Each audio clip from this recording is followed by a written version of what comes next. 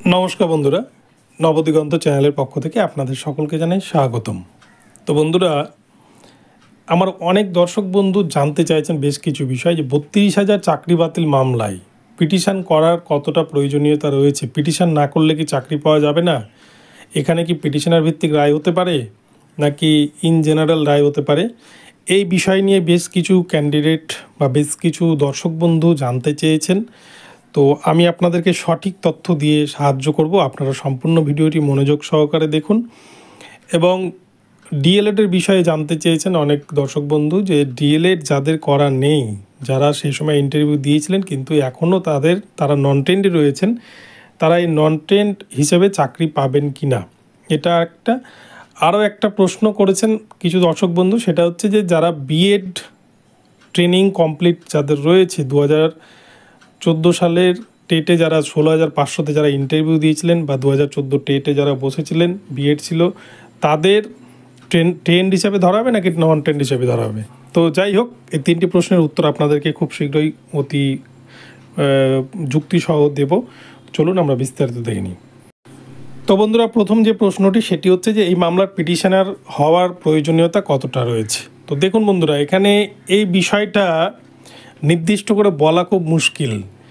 বিচারপতির যে পর্যবেক্ষণ আমরা দেখেছি এসএসসি 26,000 চাকরি বাতিল মামলার ক্ষেত্রে, সেখানে কিন্তু শুধু বঞ্চিত যারা হয়েছিলেন সকলেই কিন্তু কেস করেননি, কিন্তু যাদের মনে হয়েছিল যে কেস করাটা প্রয়োজন তারা কেস করেছিলেন। কেস করলে একটা টাকার বিষয় থাকে, যেখানে কেসটাকে চালাতে হয়, উকিলদের পেমেন্ট করতে হয়। তো যাই হোক, তো সেই 26,000 চাকরি বাতিল মামলায় কিন্তু আমরা দেখেছি পুরো প্যানেলটা দুর্নীতির কারণে বাতিল হয়ে গেছে।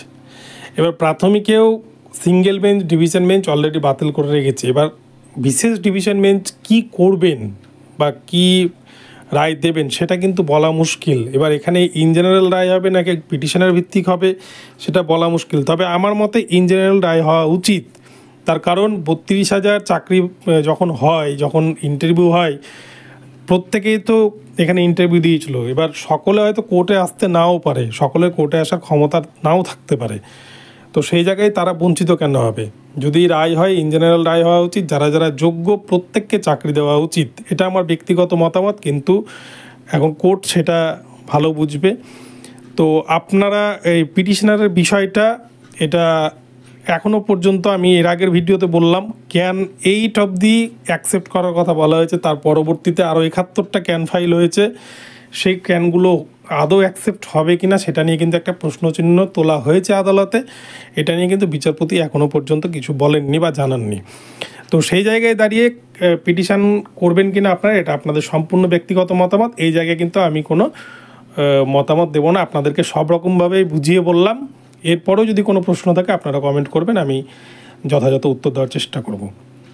দ্বিতীয় প্রশ্ন অনেক দর্শক বন্ধু করেছেন যে যাদের নন ট্রেন্ড আছেন, যারা ডিএলএড করেননি, আপনারা যদি রিপ্যানেল হয় তো ইন্টারভিউতে বসতে পারবেন কিনা। তো হ্যাঁ, যদি রিপ্যানেল হয় বা নতুন করে আবার ইন্টারভিউ হয়, নতুন করে আবার সিলেকশন প্রসেস করতে বলে, সেক্ষেত্রে আপনারা নন ট্রেন্ড হিসাবে বসতে পারবেন। যেহেতু সেই সময় নন ট্রেন্ডদেরকে ভ্যালিড করা ছিল, তাই সেই নোটিফিকেশনেই সেই রুলস অনুযায়ী কিন্তু নিয়োগ হবে।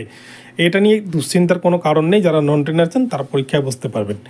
তৃতীয় প্রশ্ন দর্শক বন্ধুরা করেছেন, যেটি হচ্ছে যে বিএড যাদের ছিল, যারা 2014 টেটে বসেছিলেন, ইন্টারভিউ দিয়েছিলেন, তারা ট্রেন্ড হিসাবে পাবেন নাকি নন ট্রেন্ড। বিএডকে গত 2023 সালে আপনারা জানেন 11ই আগস্ট মহামান্য সুপ্রিম কোর্ট সম্পূর্ণ প্রাথমিকের ক্ষেত্রে ইনভ্যালিড হিসাবে ঘোষণা করেছে। তাই বিএড ট্রেনিং যাদের রয়েছে তারা কিন্তু প্রাথমিকের ক্ষেত্রে কোনো সুযোগ পাবেন না। আপনারা হাই স্কুলের অর্থাৎ ক্লাস 5 থেকে 12 অবধি আপনারা কিন্তু পড়ানোর সুযোগ পাবেন। প্রাথমিকের ক্ষেত্রে বিএডদের জন্য কোনো সুযোগ নেই।